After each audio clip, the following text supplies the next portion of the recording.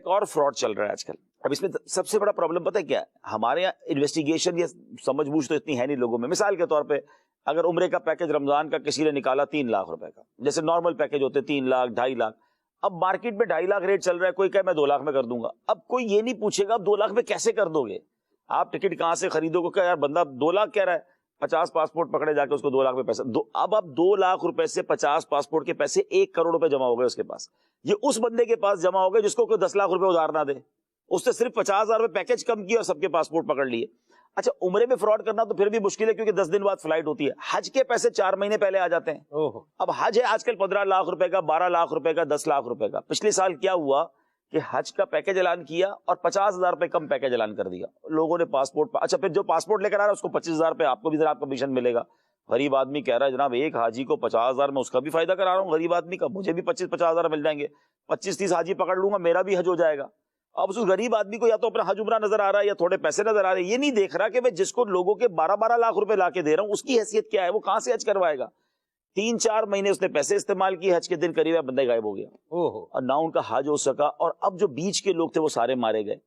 تو یہاں یہ سارے فراڈ چل رہے ہیں. تو خدا کے واسطے یہاں ہمارے حکومتی اداروں کو بھی ضرور حرکت میں آنا چاہیے, لیکن ہمیں بھی تو عقل ہونی چاہیے نا. ہم کیا کر رہے ہیں, یعنی اپنی زندگی بھر کی جمع پونجی لوگوں کے ہاتھ میں ڈال رہے ہیں. اور میں پھر کبھی کبھی یہ سوچتا ہوں سلمان بھائی کہ جو لوگوں کے حج کے پیسے کھا گئے, مدینے جانے کے لیے جنہوں نے جانا تھا, عمرے پہ جانا, ان کے آپ پیسے لے کے غائب ہو رہے ہیں. اور آپ کو پتا ہے میں نے غائب ہونا ہے, ایسا نہیں کہ کوئی اچانک آپ نے پلان کیا ہوتا ہے. تو یہ قیامت کے دن کیا منہ دکھائیں گے. اور اسی طرح میں تو یہ سوچتا ہوں کہ جو جب سیلاب آتا ہے یا زلزلہ آتا ہے وہاں بھی ایسا ہی ہو رہا ہوتا ہے کہ کچھ لوگ جنت کمانے نکلے ہوتے ہیں. ابھی سیلاب میں ہم نے کام کیا, دعوت اسلامی نے اللہ کی رحمت سے FGRF نے اربوں روپے کا کام کیا. مگر میں یہ دیکھتا ہوں کہ ایک طرف تو گھر بنانے کے لیے لوگ پیسے دینے نکلے, اناج دینے کے لیے پیسے دینے کے لیے نکلے, اور اسی میں گندا اناج, کیڑے والا اناج بیچنے والے بھی نکلے. لوگ ٹینٹ خرید کر لوگوں کو ٹینٹ دینے کے لیے نکلے, مگر مجبوری سے فائدہ اٹھانے کے لیے وہی ٹینٹ جو 1200 روپے کا تھا وہ 3,000 روپے کر کے بیچنے کے لیے نکلے. یعنی کیا زیادتی ہے کہ آپ لوگ روڈ پہ پڑے یار. آج تو آپ کو اپنا جو بھی چیز آپ کے پاس تھی اپنا ڈسکاؤنٹ میں لے جاؤ یار, میرا بھی حصہ ملا, ریٹ ٹو ریٹ دے دے. ایسا ہوا الحمدللہ. میں سب کو نہیں کہتا, اناج والوں نے بھی ڈسکاؤنٹ دیے, ٹینٹ والوں نے بھی ڈسکاؤنٹ دیے, کئی لوگوں نے اپنا حصہ بھی ملایا, میں سب کو نہیں کہتا, لیکن ایسے لوگ بھی ہیں.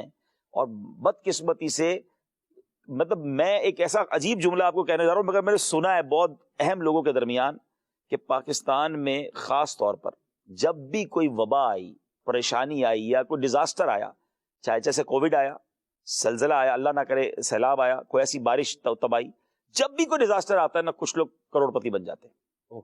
یعنی وہ لوگ انتظار کرتے ہیں معاذ اللہ کے پاکستان میں کوئی آفت آئے. اب آپ سوچیں گے جو آفت سے کمانے کا سوچ کے بیٹھا ہے اس کا کیا حال ہوگا. وہ اس کو مرنا نہیں ہے, وہ کسی غریب کے نوالے بچے جو روڈ پہ پڑے میں ان کے کھانے کے نوالوں پر ڈنڈی مار رہا ہے, تو اس کے اپنے بچوں کے ساتھ وہ کیا دیکھے گا. تو لوگوں کے ساتھ بھلائی کریں, آپ کے ساتھ بھلائی ہوگی. لوگوں کے ساتھ آسانی کریں, آپ کے ساتھ آسانی ہوگی. کسی کی مجبوری سے فائدہ نہ اٹھائیں.